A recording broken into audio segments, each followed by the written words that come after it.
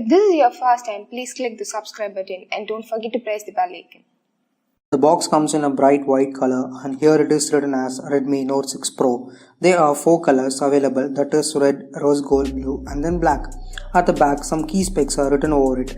It says 12+5 dual rear camera, 20+2 front camera with AI, 6.3-inch FHD Plus and a Snapdragon 636 SoC. As usual, made in India is written over here. Let me first open it from the cover.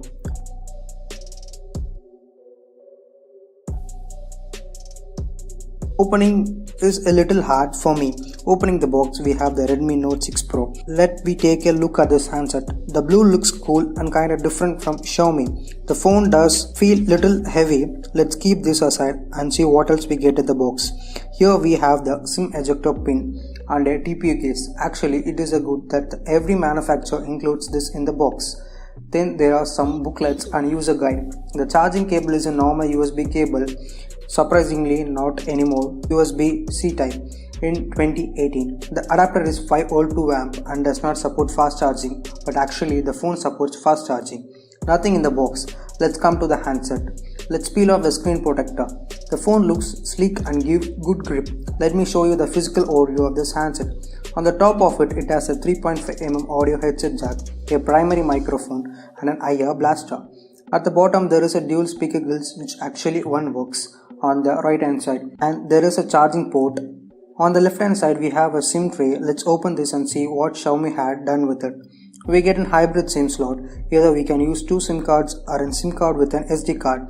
It gets dual OT 4G support. Let us quickly set up the device. Until it boots up, let me quickly give the specification overview. It has a 12+5 megapixel dual rear camera with 20+2 megapixel front-facing camera with AI option. It comes with a Snapdragon 636 SoC octa-core processor and it holds a 6.2-inch FHD resolution. It has 4000 mAh battery, dual nano SIM with a hybrid SIM slot. It is available in 464 and 664 variants. The TPU case fits quite well with this handset. Let me peel those things. Actually, I completed setting up this device quite a while ago. The fingerprint is very fast and it takes less than a second. Let's see how the face unlock works. The face unlock is also quite fast enough. There is no issue until I used it.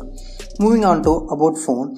The handset that I have is a 4GB variant, out of which 64GB storage. We get around 52GB. Actually, it still runs on MIUI 9 and doesn't come with MIUI 10 out of the box itself. It runs on Android 8.1.0. Let's quickly move the camera and see what Xiaomi has changed in it. It is an AI option. It has all the features with the Redmi Note 5 Pro had. Let me show you some of the sample pictures taken with this.